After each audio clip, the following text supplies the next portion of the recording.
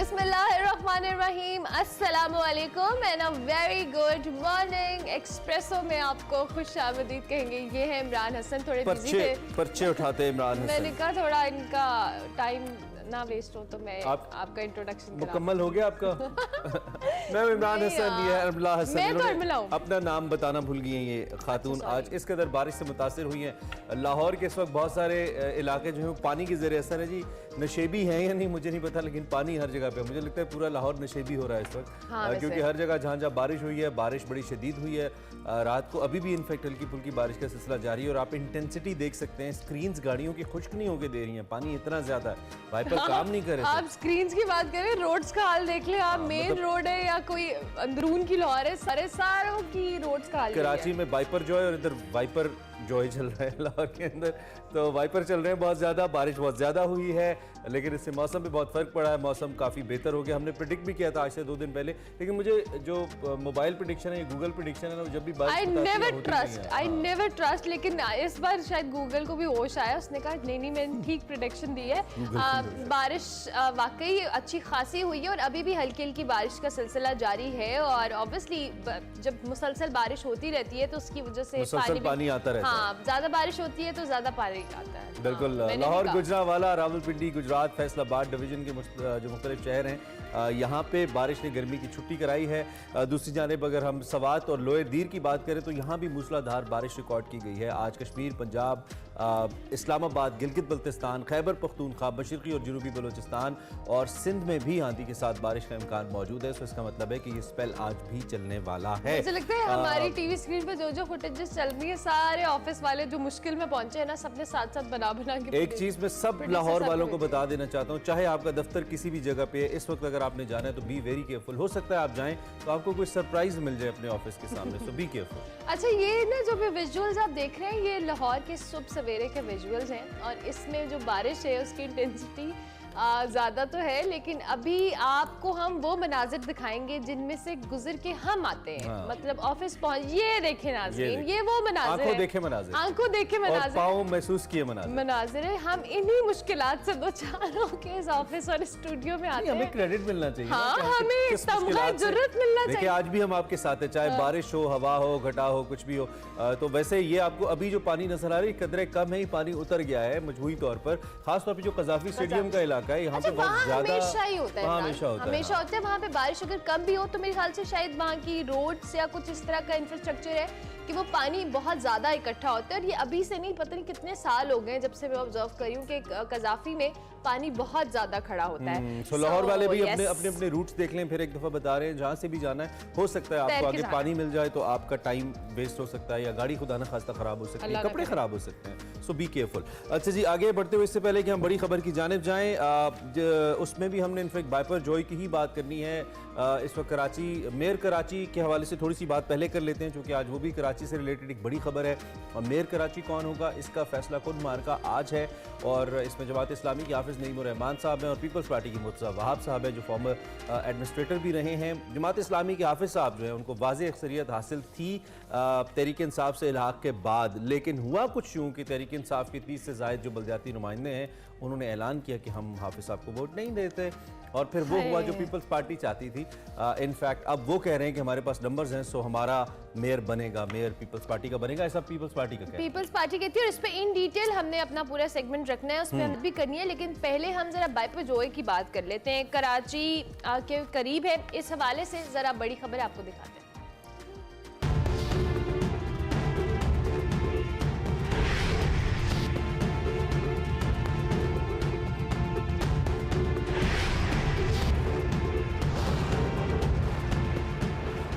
जी, समंदरी तूफान wiper Joy के हवाले से हम बात करें। कराची के फिर करीब है, आज शाम केटी बंदर से टकराएगा। महकमा मौसमियात ने 21वां अलर्ट जारी कर दिया है और इस हवाले से तूफान कराची से 310 किलोमीटर के फासले पर है। समंदरी तूफान का कराची से जो फासला है वो कम रह गया है। ठट्टा से फासला जी 300 और केटी बंदर से 240 किलोमीटर है। बहिरा अरब में हवाओं की रफ्तार 180 किलोमीटर और लहरों की ऊंचाई 30 फीट तक है। मुमकिना तूफान के बायस 1800 मेगावाट जो विंड पावर प्लांट है उसको बंद कर दिया गया है। एनडीएमए के मुताबिक समुद्री तूफान शिद्दत के साथ आगे बढ़ रहा है, मोहतात रहने की ज़रूरत है। फौज समेत तमाम मुतल्लिका इदारों से मुसलसल राबता है, ऐसा भी एनडीएमए ने कहा है। और साथ साथ 67,000 अफराद की जो महफूज मकामात पर मुंतकिली है। सजावल, ठट्टा और बदीन के साहली इलाकों से लोगों का इंखला भी जारी है।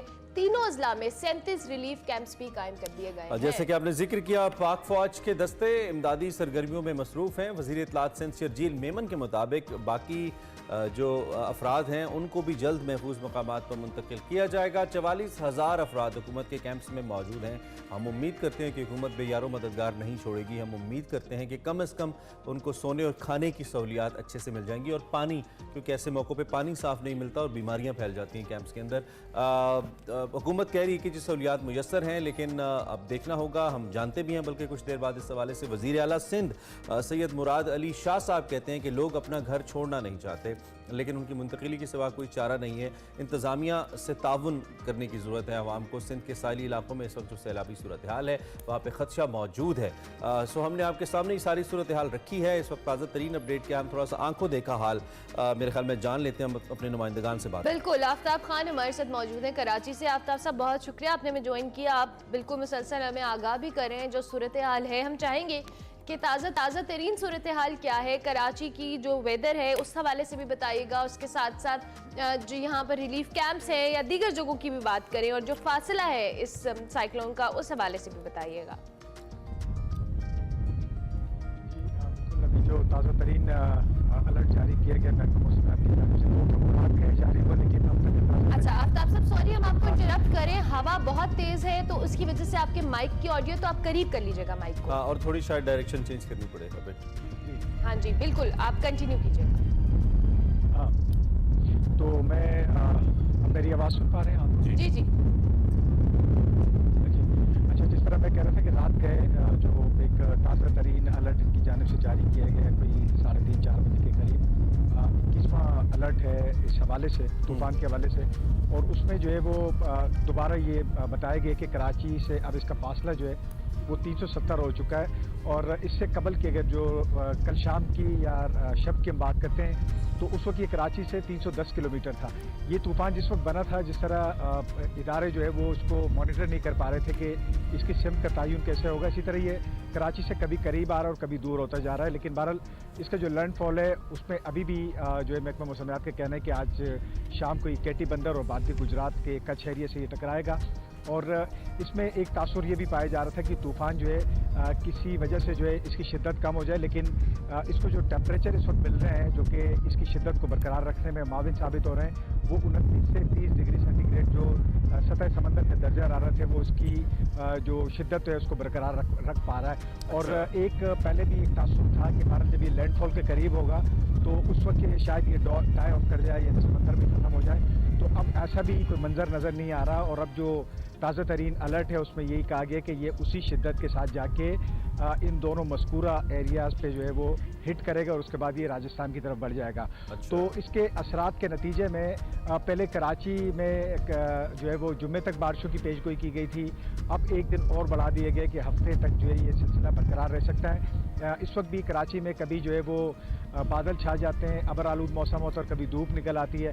हवाएं इस वक्त काफ़ी तेज़ हैं और साहिली इलाकों में जो है ये पता चल रहा है कि वहाँ पे जो है समंदर में इस वक्त में जबकि पानी उतर चुका होता है लेकिन वहाँ तुग़यानी वाली कैफियत बहरहाल मौजूद है। तो ये तमाम तर सूरत हाल है। अगर हम साहिली इलाकों की बात करते हैं, जैसे शम्स पीर है, कक्का विलेज है, और उसके अलावा इब्राहिम हैदरी, रेडी गोट है और दीगर जो आइलैंड है, वहाँ पर जो है वो फ़ौज के दस्ते तैनात है किसी भी हंगामी सूरत हाल से नबर्द आज़मा होने के लिए। और इसके अलावा जो है जो पाक फ़ौज की जानिब से रात गए जो एक अलामिया जारी किया गया था उसमें उनकी जानिब से कहा गया कि 78,000 के करीब जो लोगों को इनखला करना था, जिसमें से रात गए तक जो है वो तकरीबन 65,000 तक लोगों को जो है वो तो आफ्ताब साहब ये तादाद बहुत बड़ी है लोगों की जिनको मुंतकिल करना है। अब तक जितने लोग मुंतकिल हुए हैं आपने क्या देखा, क्या रिलीफ कैंप्स के अंदर सूरत हाल ठीक है, इंतज़ाम ठीक से किया गया है हंगामी तौर पर, या फिर आपको लगता है कि नहीं शायद इतनी बड़ी तादाद है 40-50 हज़ार या आप जैसा कह रहे हैं कि 65 और 70 हज़ार तक ये तादाद जा सकती है, तो इनके लिए इंतज़ामात उतने मौसर नहीं है, कैसे देखा है आपने इसको? जी बिल्कुल, इसमें जो तरजीह दी गई है वो सरकारी इमारतों को, और इसके अलावा जो है स्कूल, चूँकि वो स्कूलों की छुट्टी हैं कॉलेजेस की, तो वहाँ पे जो इमारतें जो है उसमें इनको रखा गया है।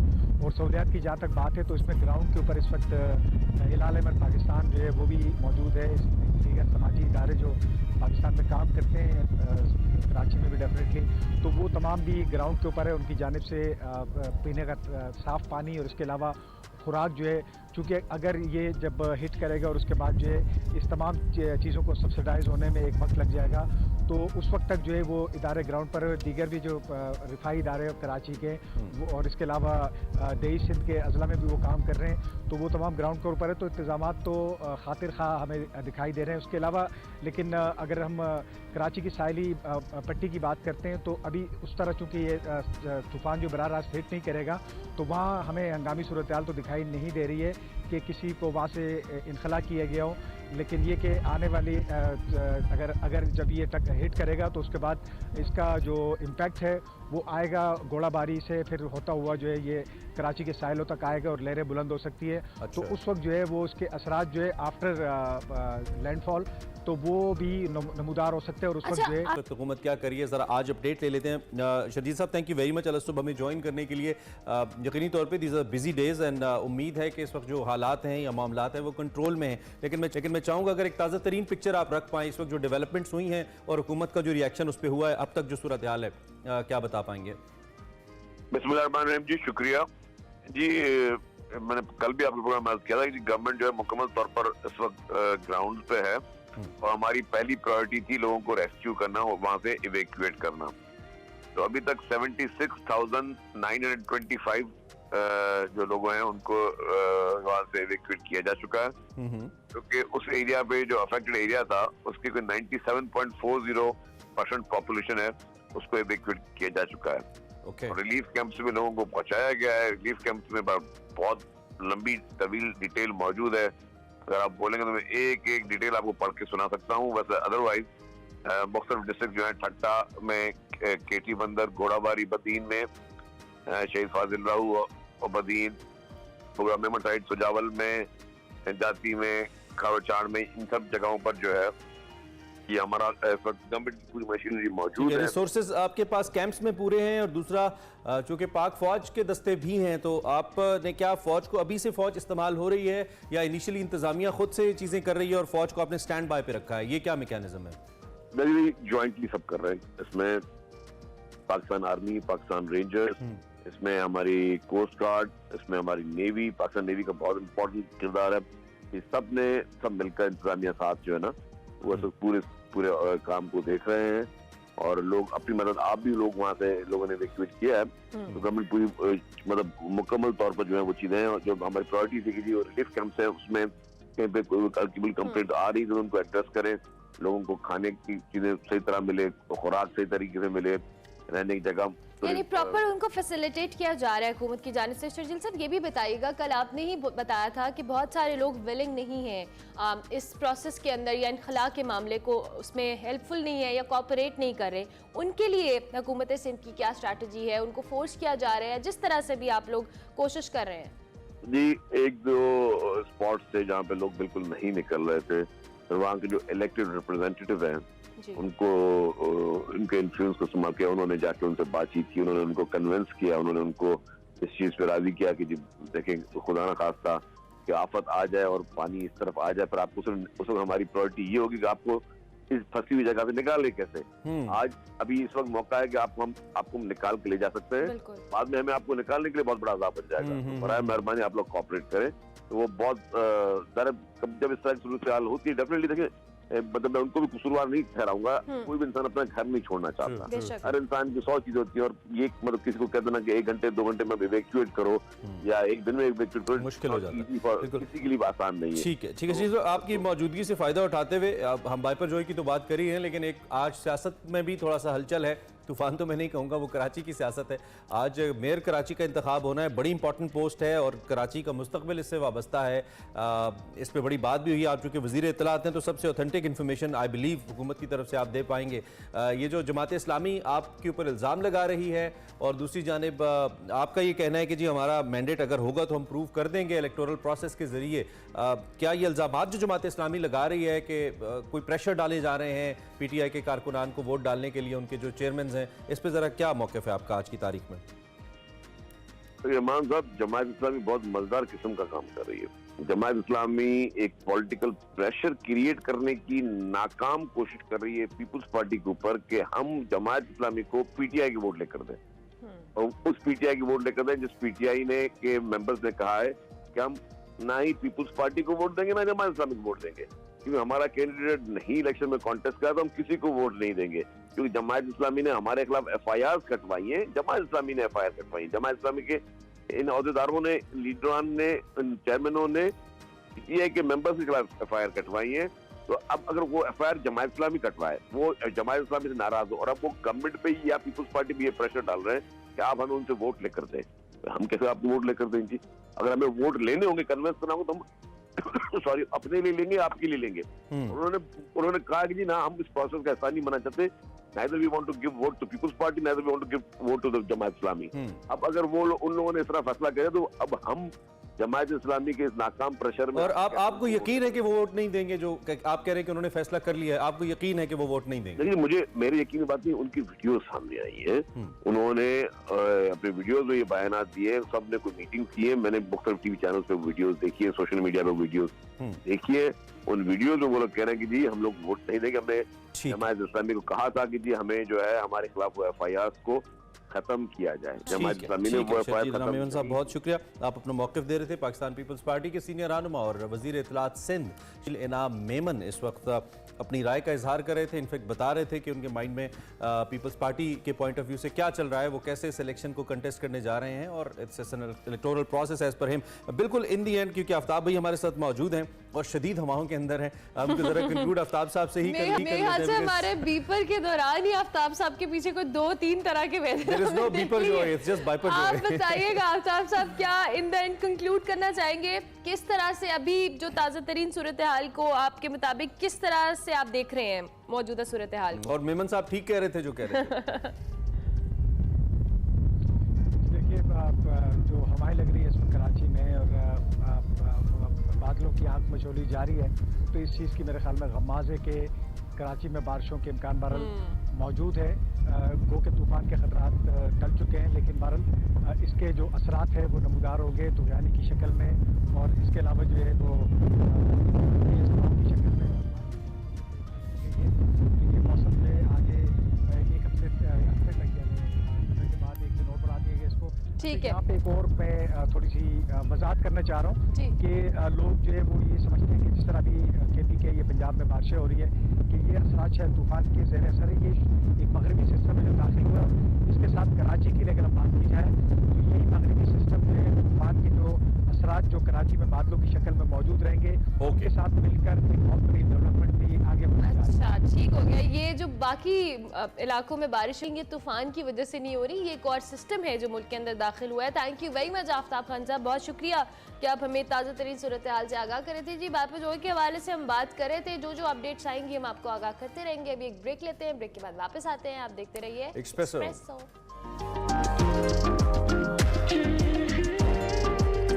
एक्सप्रेसो। बात कर लेते हैं कुछ हुकूमत की मुद्दत के हवाले से, जो कि अपने इख्तिताम की जानिब तो बढ़ रही है, लेकिन इसके साथ साथ जो इकॉनमी की सूरत हाल है वो कंट्रोल में नहीं आ रही है। इत्तेहादी हुकूमत ने अपना दूसरा बजट तो पेश कर दिया है, लेकिन मईशत के ऊपर बयानबाजी का सिलसिला जारी है और कोई डायमेंशन हमें नज़र नहीं आ रही है। सबसे पहले इत्तेहादी हुकूमत की मौशी पॉलिसियों के मस्बत असरात की थोड़ी बात करें तो 45,000 टन जो रूसी तेल है वो पाकिस्तान पहुंचा है, जिसको एक बहुत बड़ी डेवलपमेंट करार दे रही है हुकूमत। जबकि LPG की जो पहली खेप है उसके भी 11 टैंकर तुरखम के रास्ते पाकिस्तान पहुंचना शुरू हो गए हैं। पाक रूस तिजारती ताल्लुकात को एक अहम पेशरफ्त करार दिया जा रहा है।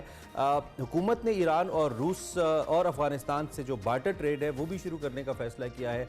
इससे जो रियासती मिल्कियती और निजी इदारे हैं उनकी अशिया के बदले अशिया बार्टर सिस्टम जिसे कहते हैं उसकी ट्रेड हो सकेगी और इस फैसले को भी माहिरीन की जानिब से सराहा जा रहा है। मगर दूसरी जानिब जो सियासी अदम इस्तेहकाम है, जो मुल्क की मौजूदा शक्ल है, वो मुआशी हालात की बेहतर न होने की जानिब भी मुसलसल बता रही हमें कि मुआशी अशारिया बेहतर नहीं है। बिल्कुल, IMF मुआहदे पर डेडलॉक है, मालियाती इदारा अपनी जिद पर अड़ा हुआ है। IMF ने बजट पर भी अदम इत्मीनान का इजहार कर दिया है। अखराजात और टैक्स के मामले पर तशवीश का इजहार किया जा रहा है, जबकि टैक्स वसूली के हदफ को नाकाफी करार दिया गया है। और पेट्रोलियम लेवी जो है 50 रुपये फी लीटर से बढ़ाकर 60 रुपये करने का मुतालबा किया है, जबकि गर्दिशी कर्जा पूरा करने के लिए बिजली को भी मजीद महंगा करने का मुतालबा किया जा रहा है। वजीर खजाना कहते हैं जी कि पाकिस्तान के खिलाफ जियोपॉलिटिक्स और साजिश हो रही है, मगर वजीर आजम दावा कर रहे हैं कि तमाम शराइत मुकम्मल कर दी गई हैं। उम्मीद है इसी माह मुआहदा हो जाएगा। अगर IMF से मामला तय ना हो पाए तो कौम से खिताब करूंगा और फिर बड़े फैसले होंगे। वजीर आजम को हमारा जो कह लेना मशवरा ही कह सकते हैं कि खिताब की तैयारी शुरू कर दें, क्योंकि 22 जून तक तो IMF का जो एग्जीक्यूटिव बोर्ड है इजलास, उसमें पाकिस्तान का नाम शामिल नहीं है। इसके बाद कर्ज प्रोग्राम 30 जून को खत्म हो जाएगा। गैर यकीनी की सूरत हाल है, गैर मुल्की कंपनियां पाकिस्तान छोड़ने लगी हैं, गैर मुल्की कंपनियों का एतमाद भी मुतासर हो रहा है और रुपए की कीमत तो मुसलसल गिर रही है। बिल्कुल, एक्सचेंज रेट में उतार चढ़ाव है और व्हाट नॉट। आप जानते हैं इस वक्त क्या सूरत हाल है, इसी पे हम बात करते हैं। हमारे साथ डॉक्टर अयूब मेहर साहब हैं, मईशत को बहुत बेहतर तरीके से समझते हैं। कल एक बहुत बड़ी कंपनी शेल पाकिस्तान की जानिब से भी एक फैसला सामने आया that they are going to wind up their business procedures यहाँ पे और शेयर्स अपने बेचने जा रहे हैं। हम जरा डॉक्टर अयूब से बात करते हैं। डॉक्टर साहब, thank you very much for joining us. सूरत हाल तो हमारे सामने है, हुकूमत अभी भी जब वक्त बिल्कुल कम रह गया है, लेकिन एक चीज़ का क्रेडिट बहरहाल मैं हुकूमत को समहाउ दूंगा कि लेट आने के बावजूद उन्होंने अपनी तरफ से एक बेस्ट एफर्ट की IMF को मनाने के लिए, एंड आई बिलीव कि बड़े मुश्किल फैसले भी किए। क्या आपको लगता है कि मुश्किल फैसलों के बावजूद जो एक जियोपॉलिटिकल या एक कॉन्स्पिरेसी थ्योरी वजीर ख़जाना दे रहे हैं, ये वही एलिमेंट है या नहीं? हमारी तरफ से कहीं ना कहीं कमी रही that IMF is not being convinced right now कि वो पाकिस्तान को मजीद पैसे दे। देखिए इमरान साहब, कॉन्स्पिरेसी थ्योरी को इसलिए यहाँ पे हम एफर्म नहीं कर सकते कि IMF ने बहुत ट्रांसपेरेंट वे में कुछ चीजें बता दी हैं कि किस वजह से इसको वो कंटिन्यू नहीं कर पा रहे। और अभी 22 जून के एजेंडा में तो शामिल नहीं है पाकिस्तान, और मुझे लग भी नहीं रहा कि शामिल हो पाएगा, इसलिए कि जो उनके रेजिडेंट मिशन है पाकिस्तान में, उन्होंने बहुत क्लियरली वो रीजन बताए हैं जिस वजह से पाकिस्तान को कंटिन्यू नहीं किया जा रहा, कंसीडर नहीं किया जा रहा। उसमें कुछ रीजन अभी आपने बताया आप लोगों ने कि टैक्स का हदफ जो है वो IMF ने डिफरेंट दिया था, वो 9.6 था जो इन्होंने 9.2 ट्रिलियन रखा है। टैक्स नेट नहीं बढ़ाया गया। गर्दिशी कर्जों के बारे में उन्होंने अपना रिजर्वेशन शो किए, लेकिन इनमें जो सबसे अहम बात है वो उन्होंने इंडिकेट किया है कि जो टैक्सेस में जो एग्जेम्प्ट होते हैं, जो एक्सपेंडिचर एग्जेम्प्ट होते हैं टैक्स में, उनकी लंबी लिस्ट बना दी गई है और एमएनसी स्कीम दी गई है फॉरेन एक्सचेंज पाकिस्तान में लाने पे। ये दो चीजें ऐसी हैं, एमएनसी स्कीम के अगर पाकिस्तान में फॉरेन एक्सचेंज को भेजा जाएगा तो उस पर कोई क्वेश्चन नहीं होगा। फिर बहुत ज्यादा परमिसिबल एक्सपेंडिचर, जी वो 2 लाख डॉलर के अलावा परमिसिबल एक्सपेंडिचर इनकम टैक्स में अलाउ कर दिए गए हैं। ये वो चीजें हैं जिससे ट्रांसपेरेंसी जो है वो इफेक्ट होती है, और मैं इसको इस लिहाज से बहुत अहम समझ रहा हूँ कि इसको कंसीडर करना जरूरी है IMF की इस डिमांड को, क्योंकि इसका ताल्लुक सिर्फ IMF से नहीं है। ये वो शर्त है, अगर इसको हम वायोलेशन कहें तो ये वो शर्त है जो FATF ने, फाइनेंशियल एक्शन टास्क फोर्स थी, जब उसने हमें ग्रे लिस्ट से निकाल के व्हाइट लिस्ट में ट्रांसफर किया था तो हमने ये शर्त उनकी पूरी की थी। अब अगर दोबारा इसको हम वायोलेट कर देते हैं तो IMF अपनी जगह, FATF जो है वो ऑब्जेक्शन ना करते। तो इसको बहुत ज्यादा कंसीडर करना जरूरी होगा।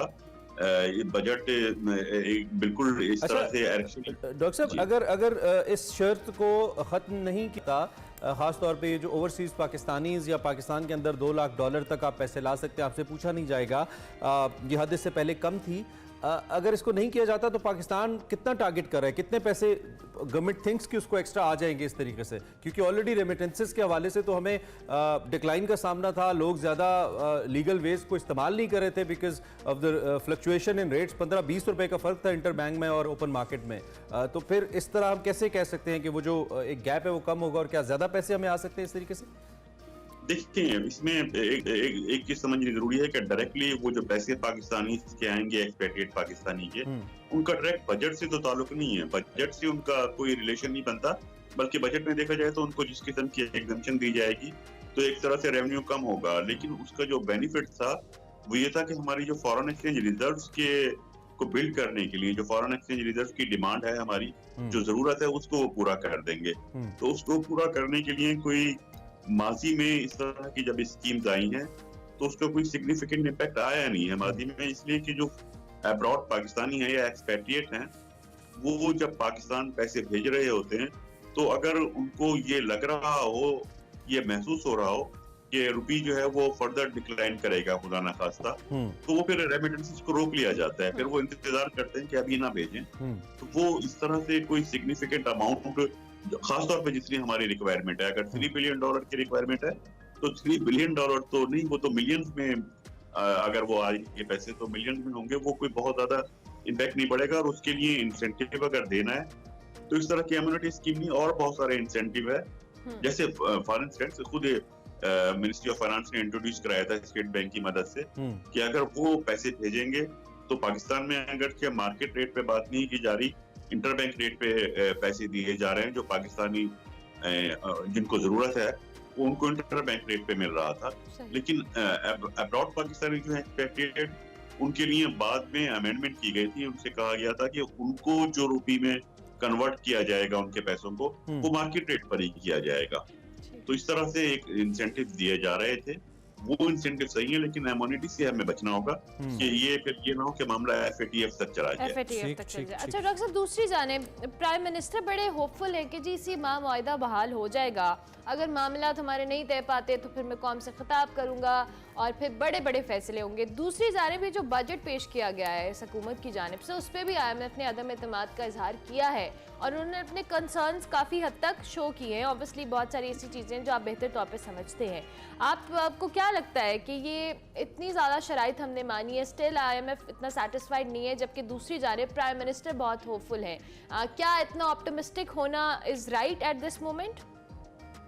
नहीं, मैं नहीं समझता कि ये बेसिकली अब नहीं बल्कि 6 महीने से हम देख रहे थे कि गवर्नमेंट जो है वो अपनी होपफुलनेस शो करती रही है, लेकिन उसके बावजूद हालात IMF से जो हमारे ताल्लुकात हैं, जो इम्प्लीमेंटेशन है, जो रिवाइवल है प्रोग्राम का, वो सक्सेसफुल होता हुआ नजर नहीं आ रहा। उसमें बहुत सारे मसले हैं, सिर्फ बजट तो अब आखिर में आकर के अब बजट का हुआ है कि IMF ने बिल्कुल क्लियरली बजट पे टोटली अपने एतमाद जो है एतमाद का इजहार कर दिया है और वो शिक्स बताई हैं, वो क्लॉजेस बताई हैं किस वजह से किया है। रेवेन्यू टारगेट है, इम्यूनिटी स्कीम है, एक्सपेंडिचर्स को कंट्रोल नहीं किया गया है, बल्कि उसकी वायोलेशन की गई है, जो हमने कंडीशन रखी थी उसकी वायोलेशन की गई है। तो वो IMF ने बता दिया। अच्छा डॉक्टर साहब, इन केस अगर प्राइम मिनिस्टर को खिताब करना पड़ जाता है, जो कि वो सूरत में करेंगे कि IMF से मुआहिदा नहीं होता, आप उस खिताब के मंदरजात क्या देखते हैं? उसमें वो एक तो रीशेड्यूलिंग की बात करेंगे खासतौर पे चाइना से, क्योंकि IMF पहले ये कह रहा था कि अगर IMF के ट्रांच मिल भी जाता है, अगर हम पैसे मिल जाते हैं IMF से, तो ये जो 2 किस्तें रुकी हुई हैं इनके मिलने के बावजूद जो पाकिस्तान की फॉरेन एक्सचेंज रिजर्व्स की रिक्वायरमेंट है वो पूरी नहीं होंगी। और ये एक यूजुअल कंडीशन है IMF की कि वो जब पेमेंट दे रहा होता है तो कंट्री को डिफॉल्ट से बचा रहा होता है, लेकिन हमारा जो मुआहदा है उस मुआहदे के मुताबिक अगर पैसे पाकिस्तान को ट्रांसफर भी कर दिए जाएं तो रिक्वायरमेंट पूरी नहीं होती। तो इस सूरत में IMF के एक यूजुअल ये कंडीशन होती है कि वो रिक्वायरमेंट पूरी करने के लिए जो डिफरेंस आ रहा है उस डिफरेंस का आप कहीं और से अरेंज कर रहे हैं। तो वो अरेंजमेंट के लिए हम चाइना, कतर और UAE से बात कर रहे थे।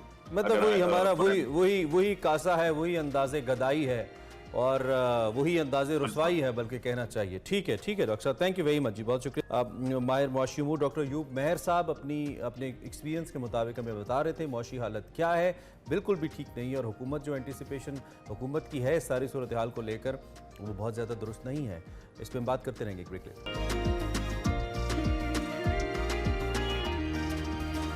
Welcome back to Expresso. आगे बढ़ते हैं, आपको हमारा सेगमेंट सफ़र शर दिखाते हैं जिसमें आज बात हो रही है कुछ चित्राल के हवाले से। गुल बदस्त दिल बदस्त, ये है चित्राल, कौन सा भला, देखिए।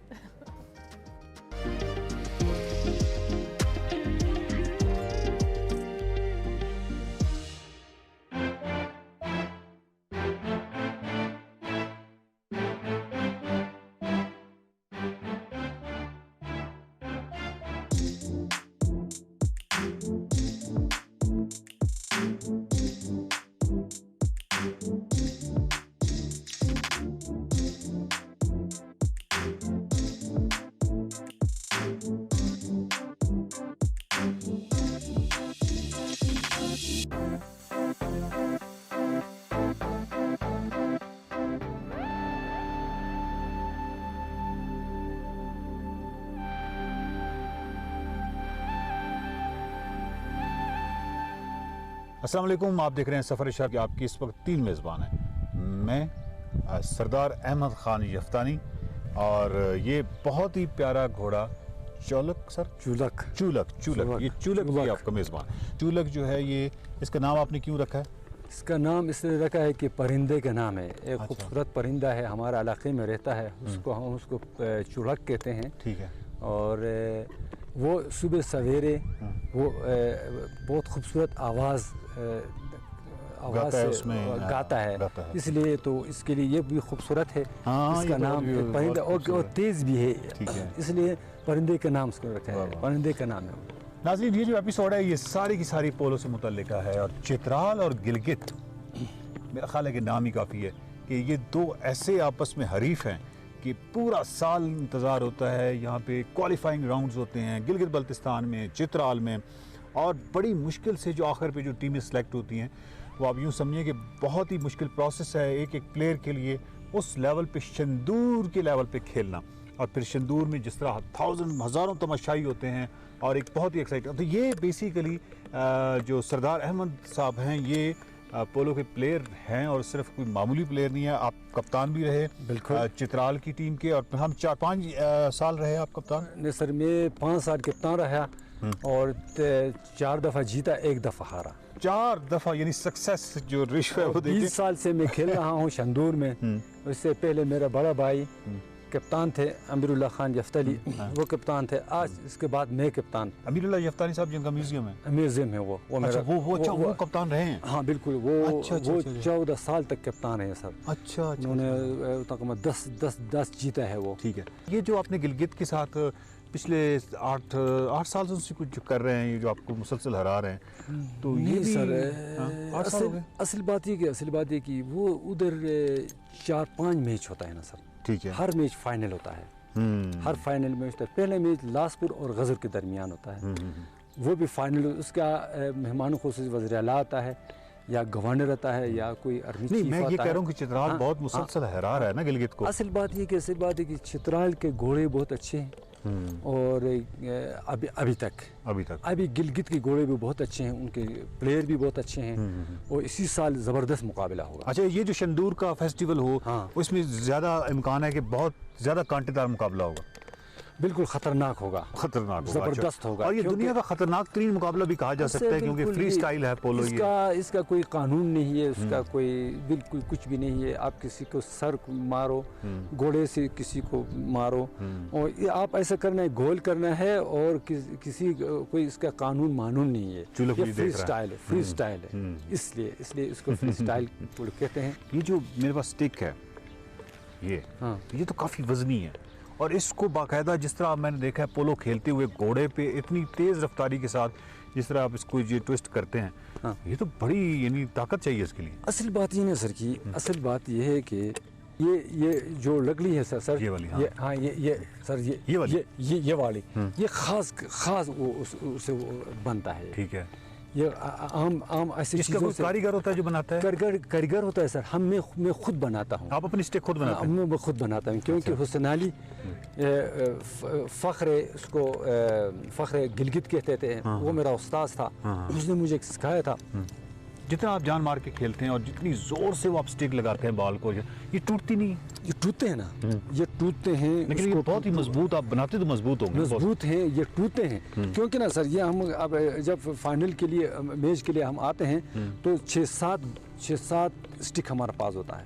एक टूटते हैं, दूसरे को लेते हैं, दूसरे टूटते तीसरे को लेते हैं। घोड़ा जो है पोलो का घोड़ा, कितना मैक्सिमम कितना कीमती है? असल बात ना सर की, इसका नस्ल होता है, नस्ल एक होता है हाफबेट होता है, हाफबेट घोड़ा होता है। हाफबेट घोड़ा ऐसे है कि वो ये पंजाबी घोड़ा, और दूसरा ये वज़ीरी घोड़े पर ये थारोबेट घोड़े को इसको क्रॉस करते हैं, तो इसके से जो पैदा होता है उसको हाफबेट कहते हैं। वो हाफबेट घोड़ा सबसे अच्छा है। नहीं, इनकी कीमत कहाँ तक जाती है? इनकी कीमत सर ये ड्रेस मल खान और टांग से हम लोग लाते हैं, उनका कीमत तकरीबन 5 लाख 6 लाख रुपए होता है। ठीक है। लेकिन यहाँ पे हाँ। जिस तरह आप प्लेयर हैं तो प्लेयर्स में होता है ना फ़र्क के सरदार अहमद यार जो हैं वो जफ्तानी बहुत अच्छे प्लेयर हैं क्योंकि मूवमेंट्स बहुत अच्छी हैं, या जो भी आपकी टेक्निक्स हैं। इसी तरह कुछ घोड़े भी तो मशहूर हो जाते होंगे कि हाँ घोड़ा जो है वो बहुत अच्छा। बिल्कुल बिल्कुल बिल्कुल, क्योंकि उसकी फिर कीमत बढ़ जाती है। हाँ बिल्कुल, असल बात है ना सर कि जिसका घोड़ा अच्छा हो उसको शंदूर के लिए सिलेक्ट किया जाता है। जिसका घोड़ा अच्छा ना हो, खिलाड़ी बहुत अच्छा हो, उसका घोड़ा अच्छा ना हो, उसको नहीं लेते। ये अच्छा, ये वैसे कमाल गेम है कि इसमें दोनों का एक्सपर्ट और दोनों का माहिर होना और दोनों का अच्छा प्लेयर होना जरूरी है, घोड़े का भी और जो उसका सवार है उसका। बिल्कुल बिल्कुल, ये तो 50-50 है सर। वाह 50-50। वाह वाह वाह। तो ये जो घोड़ा है ये मतलब ये मुख्तलिफ गेम्स खेलते खेलते खेलते खुद सीखता है, मुख्तलिफ मैच खेल खेल के ये सीखता है, या कोई इसको सिखाने का कोई अलग भी सिस्टम है? बिल्कुल बिल्कुल सर, इसके सिखाना पड़ता है इसको। अच्छा, खुद सिखाना पड़ता है उसको। सुबह सवेरे उसको ग्राउंड में लाने पड़ते हैं, उसको इस तरह गोल चक्कर में उसको इस तरह गोल चक्कर में उसको चलाना पड़ता है, और इसके लिए बहुत मुश्किल है। और रास्ते में भी इसको पड़ता है। अब आप स्टिक लेते हैं, स्टिक से अब देखो ना, स्टिक से नहीं डरता है, नहीं डरता है ना। इसको पता है आप इस तरह ऐसे करो ना, इस तरह इसके मुंह को इस तरह करके इसको पहले इसको स्टिक से उसको इसका दोस्ती करना पड़ता है। इसका अगर ये स्टिक से डर जाएगा तो आप बाल पर मार जाएंगे, तो इस तरह नहीं होगा सर। ये बड़ी मुश्किल काम है, और इसका पालना भी बहुत मुश्किल है। इसका ऑफ कोर्स आपका खाना पीना इसका जो क्योंकि हम चित्राली लोग हैं ना, चित्राली लोग हम ये चित्राली लोग बड़े शौकीन हैं। हम गिलगित के लोग बहुत शौकीन हैं। ये हमारा कौमी खेल है। अच्छा, इसमें सर जी तो जब मैंने मतलब बहुत सारे मैचेस देखे हैं पोलो के, और उसमें जो चिलास के घोड़े हैं उनके कद जो है वो छोटे होते हैं। बिल्कुल। तो ये जो इसमें कोई रिस्ट्रिक्शन नहीं है, कोई पाबंदी नहीं है किसी का छोटा कद का घोड़ा है या बड़े कद का घोड़ा है, इसमें कोई पाबंदी बिल्कुल नहीं। आप ऐसे आप बिल्कुल छोटे घोड़े ले जा सकते हैं, बड़ा घोड़े ले ला। छोटे घोड़े का कोई एडवांटेज होता है? बिल्कुल होता है, बिल्कुल। इसका टर्न बहुत तेज होता है। अच्छा, इस तरह वो तेज करता है। इसका टर्न बहुत ज़्यादा तेज होता है, वो थकता नहीं है। नहीं तो फिर सारे लोग छोटे घोड़े क्यों नहीं रखते? असल बात ये कि उसका पहले ज़माने में उसका अभी नहीं है, क्योंकि अभी बड़ा घोड़े होते हैं ना, बड़े घोड़े से इसको टक्कर लगाते हैं तो गिर जाते हैं। अच्छा, ये पोलो की बहुत सारी टेक्निक्स हैं जो यकीनन जो पोलो, अगर आप उस गेम को जानते हैं तो फिर तो आप ज़बरदस्त किस्म का उससे लुत्फानंदोज़ होते हैं। अब इस साइड पे आ जाते हैं। हाँ जी, ये बड़ी रफ टफ किस्म की बॉल है। ये आप यहाँ बनाते हैं, ये क्या करते हैं? बिल्कुल नहीं, ये सियालकोट से बनते हैं। ये अच्छा, ये भी सियालकोट से। ये है क्या? ये लकड़ी से बनते हैं। ये खास किस्म के दरख्त होता है। अच्छा, ये असल बात है ना सर कि ये उधर बनते हैं, ये 4-5 किस्म के बनते हैं। अच्छा, 4-5 किस्म। एक वो होता है कि ये तो सबसे सस्ता है, सस्ता है, क्योंकि ये 150 रुपये में मिलता है, 200 रुपये में मिलता है।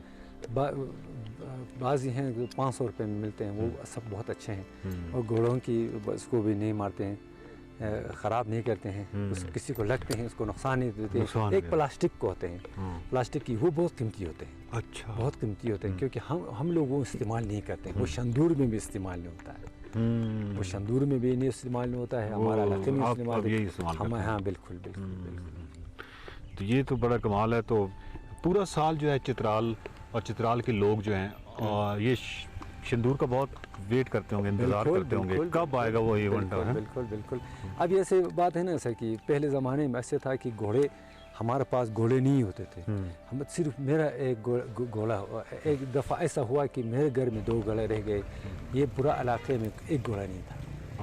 और साहब आज कर दे कि हमारा गाँव नीचे है रेशुन और भुनी और कुश्त से हम वहाँ मंगवा के शंदूर में खेलते थे। अच्छा, क्योंकि अभी ऐसा हुआ है कि मुकाबले के ज़माने हैं और लोगों के पास पैसे बहुत आ गया। हाँ, अभी बहुत पैसे हैं। अच्छा, चलें आपसे मैं ये पूछता हूँ, पैसों के हवाले से आपने बात की है, तो यहाँ प्लेयर्स को क्या मुआवजा मिलता है जो शंदूर फेस्टिवल खेलते हैं? ये मतलब उनकी कोई इज़्ज़त अफजाई अच्छी होती है क्या?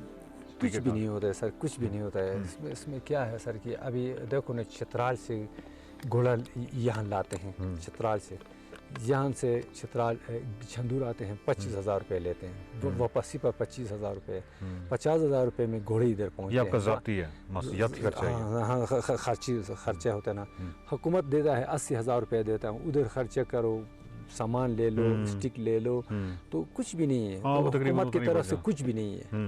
तो ये टूरिज्म वाले भी कुछ लोगों के साथ इस तरह नहीं है, कुछ नहीं, लोग अपने शौक के लिए करते हैं। और ये देखिए ना कि आपने पूरी दुनिया में नाम कमाया, पूरी दुनिया में शंदूर का एक नाम है, बिल्कुल, इस फेस्टिवल का नाम है, पोलो का नाम है, और ये बहुत कमाल चीज़ है।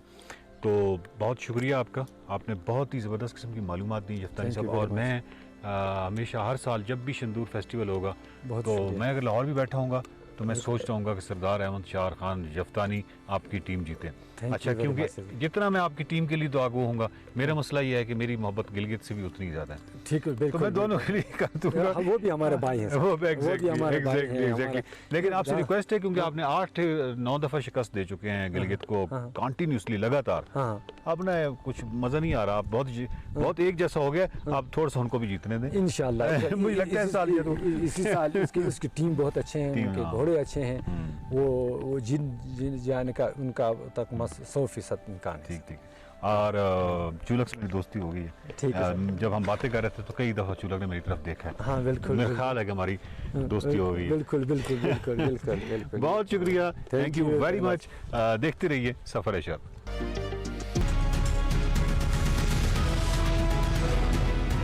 Welcome back to Expresso. Break के बाद वापस आ गए। अब कुछ मेयर कराची के हवाले से बात कर लेते हैं। कौन होगा फैसला कुन मार्का आज होगा, जिसमें जमाते इस्लामी के हाफिज नईमुर रहमान और पीपल्स पार्टी के मुर्तज़ा वहाब आमने सामने हैं।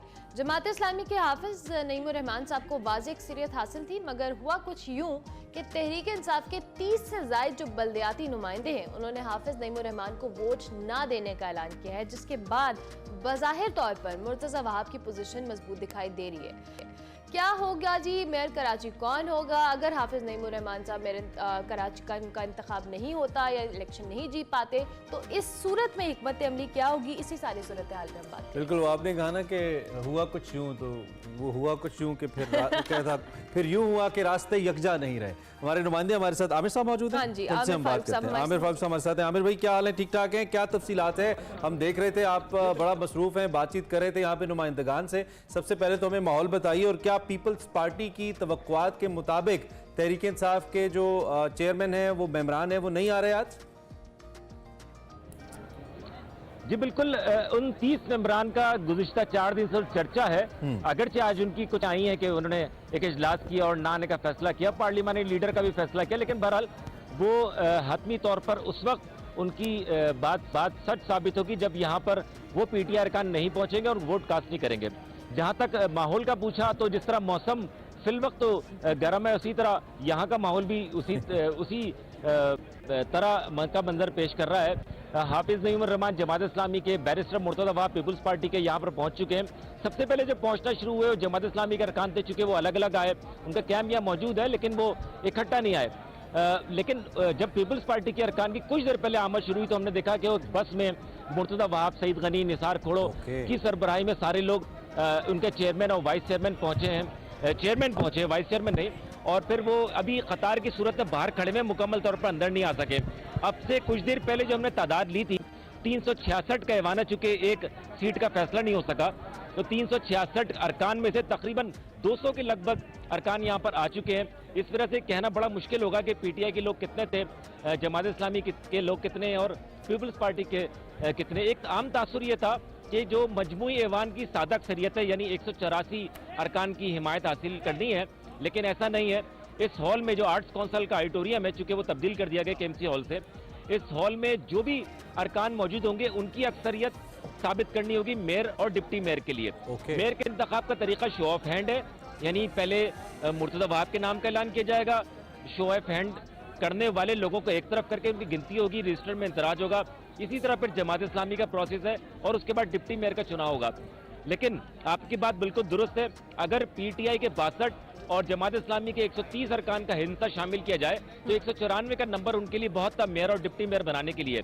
लेकिन चूंकि एक बागी ग्रुप सामने आया PTI का, जिसके बाद पोजीशन खासी मुश्किल हो गई है। लेकिन अभी हतमी तौर पर कुछ कहना कबल अज़ वक्त होगा।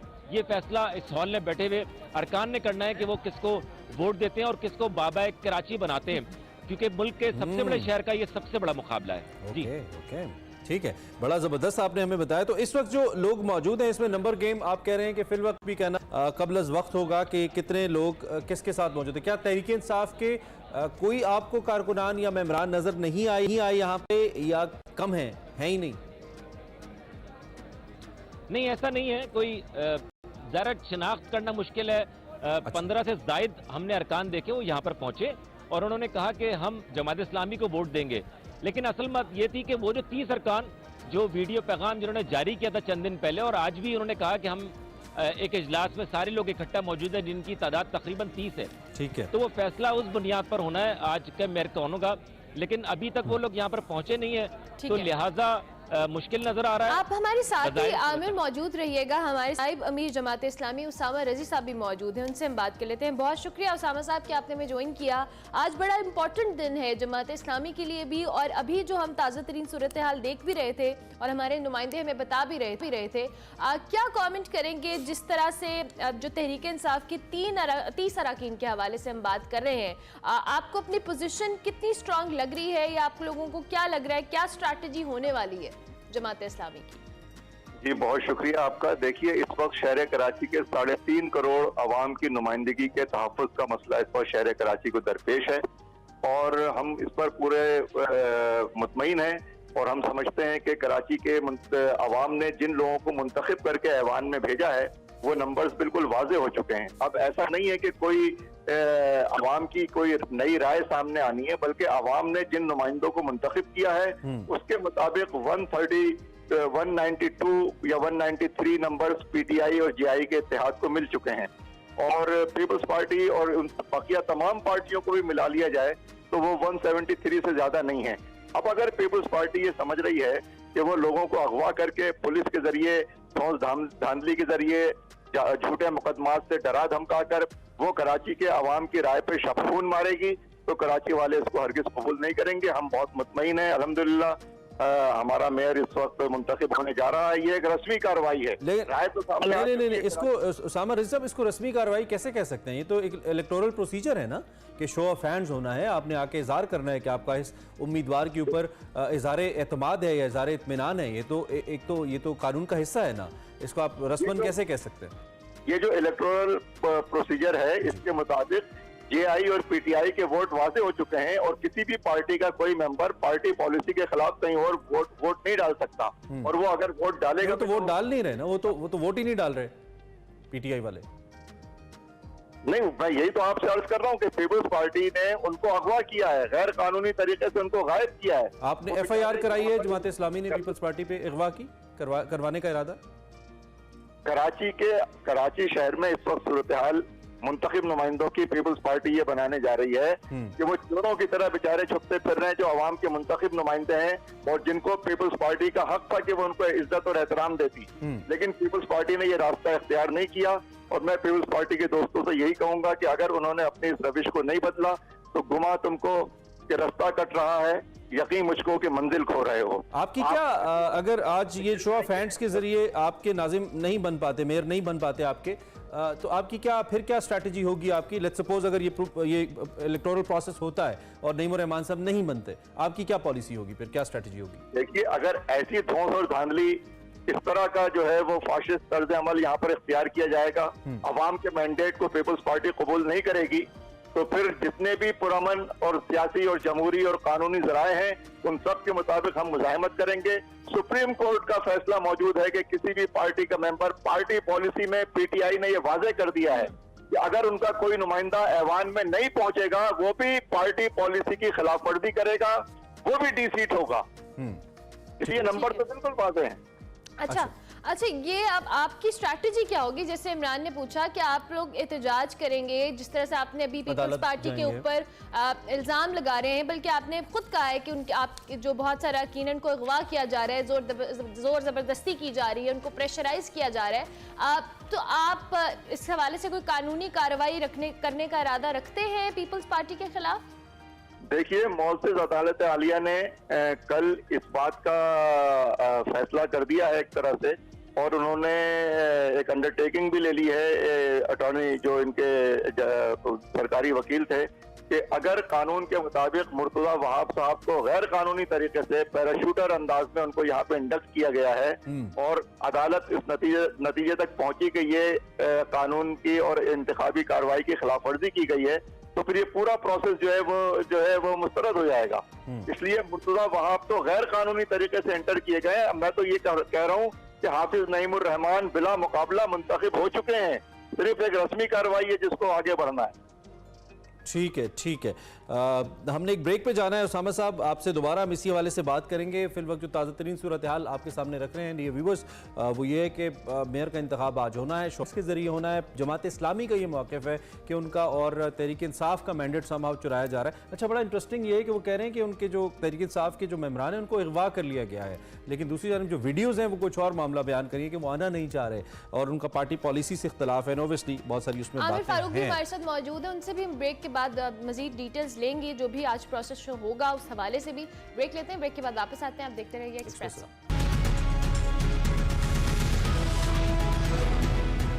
Welcome back to Expresso. Break के बाद वापस आ गए जी। ब्रेक से पहले हम मेयर कराची के हवाले से बात कर रहे थे और उसामा रजी साहब के मुताबिक पीपल्स पार्टी ने जमात इस्लामी का मैंडेट चोरी किया है और साथ साथ उन्होंने जो तहरीक इंसाफ के 30 अरकान के हवाले से बात हो रही है, उनके साथ जोर ज़बरदस्ती की गई है, उन्हें अगवा किया गया है, ऐसा उनका कहना था। इसी हवाले से आमिर फारूक हमारे नुमाइंदे इस वक्त मौजूद हैं हमारे साथ और हमें ताज़ा तरीन जो इलेक्शन की सूरत हाल है उस हवाले से बता रहे हैं।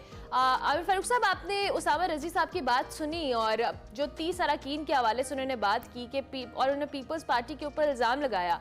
आप क्या समझते हैं इस हवाले से? और आपकी यहाँ पर लोगों से बात भी ज़ाहिर हुई होगी, ये जो वो इल्ज़ामात लगा रहे हैं इसमें किस हद तक सदाकत है? देखिए, तो जमात इस्लामी का इल्ज़ाम था, लेकिन चूंकि वीडियो मौजूद है और उस वीडियो में कहीं से भी इस बात की वजाहत नहीं हो रही या बज़ाहिर इस इल्ज़ाम की सदाकत साबित नहीं होती कि उन अरकान को अगवा किया गया है, क्योंकि वो अरकान ने वीडियो पैगाम दिया, उस वीडियो में सारे वो लोग मौजूद थे। जब आपसे मेरी बात हो रही है तो मुर्तजा वहाब आ चुके हैं, एक हड़बोंग सी मच गई है। अच्छा, हम बात कर रहे थे इस जमात इस्लामी के उस ऐलान के ख़त नज़र दूसरे पहलू से अगर आप देखें तो बात तो उनकी ठीक है कि 192 जो का तादाद है वो काफ़ी थी मेयर बनने के लिए, लेकिन उनका वो इत्तेहाद है पीटीआई के साथ। अगर पीटीआई के अरकान बगावत करते हैं तो उसकी तशरीह के तौर पर आप लाहौर हाईकोर्ट का फैसला ले सकते हैं जो पंजाब असेंबली से मुताल्लिक हुआ था। तो इसकी तशरीह बड़ी मुश्किल है फिल वक्त, क्योंकि जो लोकल गवर्नमेंट का कानून है उसमें वो बिल्कुल ठीक है। आमिर, आप साथ ही रहिए। उम्मीद ये पता चल रहा है कि शायद आप वैसे मुर्तजा वहाब साहब को अगर एक्सेस कर पाएं, हम चाहेंगे अगर वो बात करें तो वो भी हम सुनवाएं। ताज़ा तरीन सूरत कि आप बता रहे हैं आमिर चूंकि यहाँ पे हैं और आमिर साहब बता रहे हैं हमारे नुमाइंदे कि इस वक्त मुर्तजा वहाब यहाँ पे पहुंचे, हाफिज नईम साहब भी कुछ देर पहले यहाँ पे पहुंचे थे। Jamaat Islami versus people's party, it is रिवायती हरीफ हैं ये दोनों जमातें, खासतौर पर कराची शहर के अंदर। और एक वक्त पे कंफर्टेबल थी जमात इस्लामी और उनको लगा कि उनके इत्तेहाद के बाद, और बिल्कुल ये नंबर गेम वाज़े भी थी, अगर उनका तहरीक इंसाफ के साथ इत्तेहाद हो जाता है, जो कि हो गया था, और वो वोट हो जाते तो देयर इज कोई ऐसी प्रॉब्लम नहीं थी जिसके बाद मेयर बनता जमात इस्लामी का और डिप्टी मेयर शायद तहरीक इंसाफ का बनता। लेकिन यकसर ये सूरत हाल उस वक्त चेंज हुई जब तहरीक इंसाफ के जो इलेक्टेड यहाँ पे मेंबर्स हैं उन्होंने बगावत कर दी अपनी पार्टी पॉलिसी के अगेंस्ट और उन्होंने जमात इस्लामी के मेयर को वोट ना देने का फैसला किया। और उसके बाद अब जो मेयर है बकौल पीपल्स पार्टी मुर्तजा वहाब साहब बन रहे हैं, पहले एडमिनिस्ट्रेटर रहे हैं और मेयर बनने से पहले भी बगैर किसी ओहदे की भी, अगर आप ट्विटर वहाब साहब का देखें तो मुसलसल चीज़ें शेयर करते नजर आते हैं। इस वक्त माइक पे आ चुके हैं मुर्तजा वहाब साहब और उम्मीद है कि अब से कुछ देर बाद वो बात करेंगे और देखते हैं कि वो अपनी पार्टी को लेकर, अपनी पॉलिसी को लेकर क्या कहते हैं। So over to this press talk, let's see. अभी कुछ देर के बाद आई बिलीव मुर्तजा वहाब बात करना शुरू करेंगे। पीपल्स पार्टी की सीनियर रहनुमा फौजिया वहाब साहिबा के साहबजादे हैं, इनकी वालदा बड़ी एक्टिव मेंबर रही हैं पाकिस्तान पीपल्स पार्टी की। इल्ज़ामात की सियासत कभी मसाइल को हल नहीं करती है, वो मसाइल को जन्म देती है। बदकिस्मती के साथ लोगों ने हमेशा तवज्जो इल्ज़ामात लगाने पर की, काम के ऊपर नहीं की। हम बड़ी खामोशी के साथ, बड़े ग्रेस के साथ, बड़े तदब्बुर के साथ अपनी सियासत का, कैंपेन का सिलसिला हमने जारी सारी रखा। ना हमने 15 जनवरी से पहले इल्ज़ाम लगाए, ना 15 जनवरी के बाद इल्ज़ाम लगाए हैं। हमने अपने इत्तेहादियों के साथ बात की, अपने अरकान के साथ बात की। पाकिस्तान पीपल्स पार्टी कराची की सबसे बड़ी सियासी जमात बनकर उभरी जब 155 अरकान काउंसिल हमारे मुंतखब हुए। 14 अराकीन पाकिस्तान मुस्लिम लीग नवाज के हैं, 4 अराकीन जो हैं वो JUI फजलुर रहमान ग्रुप के हैं। 173 का नंबर हमारा पूरा होता है। जमात इस्लामी को 130 नशिस्तों पर कामयाबी हुई है, उनको 130 अराकीन उनके पास हैं। अगर वो हमारे नंबर को पूरा कर जाते हैं 100 बिस्मिल्लाह, मैं उनको खुद मुबारकबाद पेश करूंगा।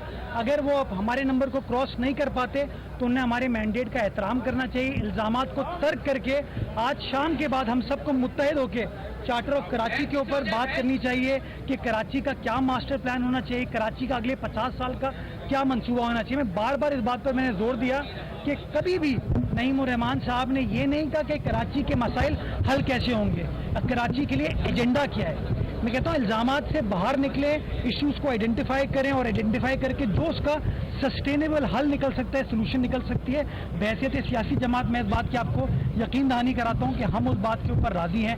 आज भी हमें पता है हमारे नंबर पूरे हैं। हमने अपने अराकीन को नहीं बुलाया जो एक्स्ट्रा थे। जो अराकीन हमारे काउंसिल में इलेक्टेड हैं वो आए हैं। जो पाकिस्तान पीपल्स पार्टी के MPAs हैं, MNAs हैं, हमारे कारकुनान हैं, ओहदेदार हैं, वो यहाँ पर नहीं आए। हमने कोई अपना कैंप बाहर नहीं बनाया। मैं सलमान अब्दुल्ला मुराद साहब यहाँ पर मौजूद हैं। क्यों? क्योंकि हम नहीं चाहते कोई कन्फ्रंटेशन हो, हम नहीं चाहते कि किसी के साथ कोई आज लड़ाई झगड़ा हो। अफाम तस्लीम के साथ पोलिंग का प्रोसेस होना चाहिए। जो हम पे इल्ज़ामात लगा रहे थे प्रेशर का, आज हमने एक और चीज़ साबित की। कमीशन का हुक्म आया, अदालत का हुक्म आया कि जो अंडर कस्टडी अराकीन हैं उनको पेश किया जाए। आपके सामने उन अराकीन को आज पेश किया गया है। तो एब्सोल्युटली हम कमिटेड हैं कि पोलिंग का प्रोसेस अफाम व तफहीम के साथ हो और इंशाल्लाह जिसके पास नंबर है वो आ जाए, जिसके पास नंबर नहीं है उसका एहतराम करे और फिर मिलकर लोग इस शहर कायद की खिदमत करें। अच्छा, आप इंतजाम से खुश हैं? जो इस वक्त जो इंतजाम हुए हैं उनसे जो किए गए पुलिस के रेंजर्स है और दीगर जो इलेक्शन कमीशन की जानिब से किए गए? देखिए, मैं तो तनकीद वाला आदमी नहीं हूँ। अगर रेंजर्स पुलिस नहीं होती तब भी इल्ज़ाम लगाते, वो मौजूद हैं तब भी इल्ज़ाम लगा रहे हैं। मैं इस चीज़ को इस पर नहीं जाना चाहूँगा। मैं ये समझता हूँ कि आज का टारगेट इलेक्शन कमीशन का सिर्फ एक चीज़ होना चाहिए, 1 पॉइंट एजेंडा, कि पोलिंग का प्रोसेस शफाफ तरीके से कानून के मुताबिक अफाम व तफहीम के साथ मुकम्मल हो। मैं इस बात की यकीन दहानी कराता हूँ कि पीपल्स पार्टी यही चाहती है कि तमाम चीज़ें पीसफुली हो जाए। सादा अक्सरियत जो थी उसके बजाय जो हॉल में मौजूद अक्सरियत थी बुनियाद पर इसका फैसला होगा, ये कानून एक ही अप्लाई क्यों नहीं होता कौमी असेंबली और ऐवान के? चूँकि मैं कानून का तालिब इल्म हूँ इसलिए मैं आपको कानूनी जवाब दे सकता हूँ, सियासी जवाब नहीं दे सकता। क्योंकि हर शख्स अपने हिसाब से कहता है। अगर आप कभी आइन पढ़ेंगे तो आइन में लिखा हुआ है majority of the total membership। आइन पढ़ लीजिए। जब आप लोकल गवर्नमेंट एक्ट पढ़ते हैं उसमें लिखा हुआ है बाय मेजॉरिटी। जब वोट ऑफ नो कॉन्फिडेंस की बात लिखी हुई है तो majority of the total membership लिखा हुआ है। यानी कि जो कानून साज असेंबली थी, कानून मुर्तज़ा वहाब जो कि उम्मीदवार हैं मेयर कराची के पाकिस्तान पीपल्स पार्टी की जानिब से इस वक्त मीडिया से बातचीत कर रहे थे। उनका ये कहना था कि हमने कोई गैर कानूनी काम नहीं किया है। कानून के मुताबिक आज शो ऑफ हैंड्स में अगर जमात इस्लामी की अक्सरियत आती है मैं खुद जाके मुबारक दूंगा, लेकिन अगर हमारी अक्सरियत है तो उसे तस्लीम किया जाए। इस वक्त मुर्तज़ा वहाब साहब अब से कुछ देर पहले यहाँ पे जो मेयर का इंतखाब हो रहा है इस वेन्यू पर पहुँचे और हमारे नुमाइंदे भी हमें आगाह कर रहे थे कि अब से कुछ देर के बाद ये फैसला हो जाएगा कि कौन बनेगा मेयर कराची। इस वक्त भी मुर्तज़ा वहाब साहब शायद बात कर रहे हैं, आई बिलीव मीडिया के साथ आपको इस बारे में भी आगाह करते रहेंगे। इससे पहले सेनेट ऑफ पाकिस्तान में भी रहे हैं। सेनेट ऑफ पाकिस्तान में पाकिस्तान पीपल्स पार्टी की जानिब से 1 साल उसके मेंबर रहे हैं और उसके साथ साथ आपको ये भी बताएं कि वो एडमिनिस्ट्रेटर कराची भी रहे हैं। 5 अगस्त 2021 से लेकर 2022 8 दिसंबर तक एडमिनिस्ट्रेटर कराची भी रहे हैं और दोबारा से ये उम्मीद की जा रही है कि मुर्तज़ा वहाब साहब आज मेयर कराची मुंतखब हो सकते हैं। ताज़ा तरीन सूरत हाल जो है वो हमने आपके सामने रखी है, दोनों तरफ का मौक़िफ़ भी, जमात इस्लामी और पीपल्स पार्टी का। देखते हैं फैसला क्या आता है, आपको आगाह करते रहेंगे। फिल वक्त एक ब्रेक लेते हैं। तो वेलकम बैक टू एक्सप्रेसो। बात करें हम मेयर इलेक्शंस के हवाले से जो कि कराची में हो रहा है। मुर्तज़ा वहाब जो कि उम्मीदवार है पाकिस्तान पीपल्स पार्टी के, अब से कुछ देर पहले मीडिया से बात कर रहे थे, बड़े पुरुम्मीद नजर आए। बतौर एडमिनिस्ट्रेटर भी खिदमात सर अंजाम दे चुके हैं। जमात इस्लामी का एतराज़ था कि एक नॉन इलेक्टेड मेंबर नहीं हो सकता। दूसरी जानिब अब से कुछ देर पहले जब सहाफ़ियों की जानिब से सवालात किए गए तो मुर्तज़ा वहाब साहब का ये कहना था कि आप जाके आइन पढ़ लें, हम कुछ भी गैर आइनी नहीं कर रहे, जो कर रहे हैं वो आइन के मुताबिक है। मैं बात कर रहा था ब्रेक से पहले कि 5 दिसंबर 2021 से लेकर 8 8 दिसंबर 2022 तक बतौर एडमिनिस्ट्रेटर भी खिदमत सर अंजाम दी मुर्तज़ा वहाब साहब ने, और सेनेट ऑफ पाकिस्तान में भी पाकिस्तान पीपल्स पार्टी के मेंबर हैं। इनकी जो वालिदा हैं वो बड़ी एक्टिव मेंबर रही पाकिस्तान पीपल्स पार्टी की, मरहुमा फौजिया वहाब साहिबा, और एक बड़ा इनकी बड़ी स्पेस है पाकिस्तान पीपल्स पार्टी के अंदर। जो मरकजी लीडरशिप है उसके बड़े क्लोज समझे जाते हैं, और पीपल्स पार्टी की जो पॉलिसी पिछले 5 अरसे में रही है, 5 से 8 साल के अरसे में रही है अरमला, के यंग फेसेस को सामने लाना है कंपैरेटिवली। मुराद अली शाह साहब भी उसका एक हिस्सा थे, और अब ये जो मुर्तज़ा वहाब साहब हैं ये भी उसी एक माइंडसेट को लेकर चल रहे हैं। तो देखते हैं कि किस हद तक पीपल्स पार्टी इसमें कामयाब होती है। ताहम इस वक्त सूरत हाल मुबहिम है। अगर तो तहरीक इंसाफ के लोग आके मेयर कराची के लिए हाफिज नईमुर रहमान को सपोर्ट कर देते हैं तो फिर मुर्तज़ा वहाब साहब को वो मुबारक देनी पड़ेगी जो वो कह रहे हैं। बिल्कुल, और उनके मुताबिक जो भी प्रोसेस हो वो साफ और शफाफ हो। अगर कोई भी जमात जीती है या किसी भी जमात का मेयर आता है, चाहे वो जमात इस्लामी हो या पीपल्स पार्टी हो, खुले दिल के साथ फैसले को कबूल करना चाहिए। उन्होंने साथ साथ ये भी कहा कि जो भी इंतजामी मामलात हैं उसमें अगर रेंजर्स और फौज इन्वॉल्व है तब भी इल्ज़ामात लगते हैं, अगर नहीं होते तब भी इल्ज़ामात लगते हैं। सो ओवरऑल जो इलेक्टोरल प्रोसेस है इसके हवाले से उन्होंने अभी डिस्कशन भी की और वो बड़े पुरुमीद हैं, और उनके मुताबिक जो जमात इस्लामी ने उन पर इल्ज़ामात लगाए हैं वो सरासर गलत है, बुनियाद है। किसी की तरह से कोई किसी भी रुकन पर, जो तहरीक इंसाफ का है, जो मुनहरिफ रुकन है जिसने पार्टी पॉलिसी निगेट की है, उस पर किसी किस्म का कोई प्रेशर नहीं है। हमें आमिर दोबारा ज्वाइन कर रहे हैं, आमिर से जरा बात करते हैं। आमिर, आप हमें सुन पा रहे हैं तो जरा ताज़ा तरीन सवाल बताइएगा, चूंकि हम तो ऑन एयर सुन रहे थे जो बात हुई, आपने यहाँ पे क्या मंजर देखा मुर्तज़ा वहाब के आने पर, और ताज़ा तरीन क्या है आपके पास इस मौजू पे? देखिए, चूंकि मैंने बताया था कि पीपल्स पार्टी वाले एक बस में बैठकर इकट्ठा हैं। ज़ाहिर है उनके जो मुतवक्का जो नामजद मेयर थे, मुतवक्का नहीं नामजद जो मेयर थे मुर्तज़ा वहाब उनके साथ थे। अभी मुर्तज़ा वहाब से हमने मुख्तलिफ सवालात किए, खास तौर पर 30 अरकान से मुताल्लिक पूछा कि क्या पीपल्स पार्टी का उनसे रब्ता है, तो उन्होंने कहा कि जमात इस्लामी सिर्फ इल्ज़ामात की सियासत कर रही है। जमात इस्लामी ने कभी वो रोड मैप नहीं दिया जिससे अंदाज़ा होता कि वो मेयर बनकर क्या कराची की खिदमत करते, और उन्होंने इस बात की खती तौर पर तरदीद की और ये उम्मीद जाहिर की है कि जो अंदर बैठे लोग हैं वो मेजॉरिटी साबित करेंगे, पीपल्स पार्टी का मेयर आएगा। इस ऐवान की एक और ख़ास बात जो तस्करा ज़रूर होना चाहिए कि पहली मरतबा ख्वाजा सिरा इस ऐवान का हिस्सा है, मेयर की वोटिंग में हिस्सा लेंगे, और खुसूसी अफराद जो माजूर अफराद हैं वो भी इस ऐवान का पहली मरतबा हिस्सा है। इस तरह वो मेयर का जो इंतखाब है वो बाबा जो कराची का इंतखाब है उस अमल का हिस्सा होंगे। 2 ख्वाजा सिरा, एक पीपल्स पार्टी और एक जमात इस्लामी की मखसूस नशीद से मुंतखब हुए। उन्होंने उम्मीद जाहिर की है कि आप अपनी कम्युनिटी और कराची की भलाई के लिए काम करेंगे। ठीक है Aamir, thank you very much. आपसे रहेंगे हमारे नुमाइंदे। आमिर हमें आगाह कर रहे थे मुसलसल इस वक्त क्या सूरत हाल बन रही है, आने वाले बुलेटिन एंड प्रोग्राम्स में आपको बताएंगे। शाम तक डेफिनेटली फैसला हो जाएगा अब से कुछ देर के बाद कि कौन बनता है मेयर कराची, वेदर जमात इस्लामी के हाफिज नईम साहब या पीपल्स पार्टी के मुर्तज़ा वहाब साहब। For that you have to keep on watching Express News. Program का वक्त खत्म हुआ, हम आपसे कल फिर मिलेंगे, तब तक के लिए अल्लाह हाफ़िज़। अल्लाह हाफ़िज़।